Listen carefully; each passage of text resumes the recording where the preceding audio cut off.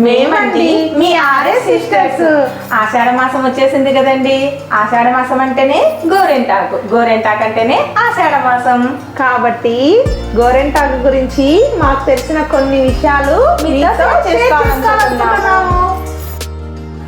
అక్క, ఆషాఢ మాసం వచ్చింది కదా, గోరెంటాకు పెట్టక్క నాకు. ఓకే రా పెద్దాం. సంధ్య బాగా పట్టావే గోరెంటాకు. ఈ గోరెంటాకు గురించి నీకు ఈ స్టోరీ తెలుసు కదా?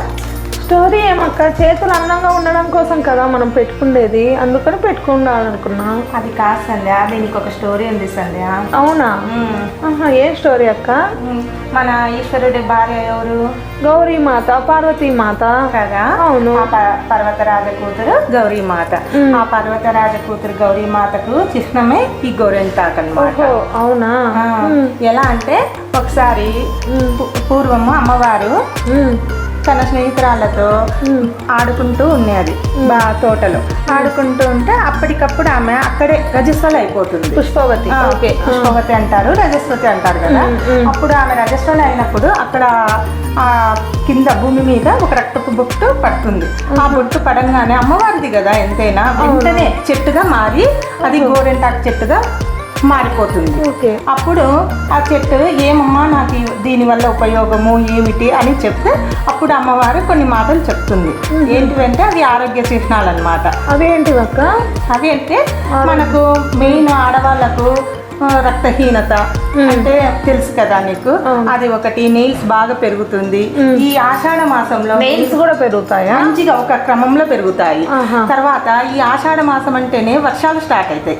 ఆ వర్షాలు పడేటప్పుడు శరీరంలో మార్పులు జరుగుతుంటాయి అన్నమాట. మనకు అప్పుడు శరీరంలో మార్పులు జరిగినప్పుడు ఉష్ణోగ్రత అప్ అండ్ డౌన్ వస్తుంది కదా.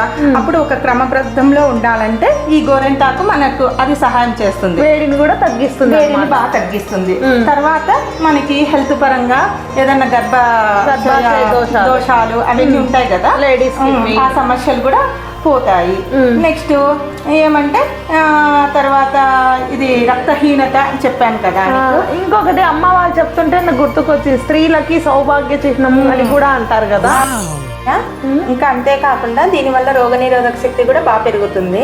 ఇది మెయిన్ కొన్ని మాసాలలో చాలా ఇంపార్టెంట్ ఈ గోరెంటాకు. అది ఎప్పుడెప్పుడు? అది అంటే ఆషాఢ మాసము, మాఘమాసం కూడా చాలా ఇంపార్టెంట్. ఈ 2 మాసాలలో కంపల్సరిగా పెట్టుకోవాలని మన పెద్దలు చెప్తూ ఉంటారు సంధ్య. ఈ సందర్భంగా నాకు ఒక సాంగ్ గుర్తుకొస్తుంది. ఇది చెప్తున్నా నేను. చెప్పరా? గోరెంటాకు కదా, పాడదామా సరే.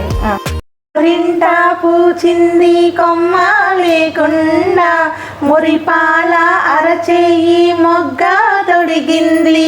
గోరింట పూచింది కొమ్మ లేకుండా, మురిపాల అరచేతి మొగ్గ తొడిగింది. ఎంచక్క పండినో ఎర్రాని చుక్క, ఎంచక్క పండేనో ఎర్రాని చుక్క. చిట్టి పేరంటానికి శ్రీరామ రక్ష, చిట్టి పేరంటానికి శ్రీరామ రక్ష. కన్నే పేరంటానికి కలకాలం రక్ష, కన్నే పేరంటానికి కలకాలం రక్ష. గోరింట పూచింది కొమ్మ లేకుండా, మురిపాల అరచేయి మొగ్గ తడిగింది. అక్క, గోరెంటాకు పాటని చాలా బాగా గుర్తు చేసావు.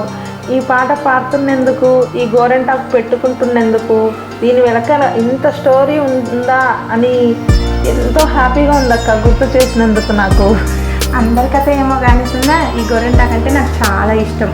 ఇది ఈ మాసము ఆ మాసం అని కాదు, ఎప్పుడు పడితే అప్పుడు నేను పెట్టుకుంటాను.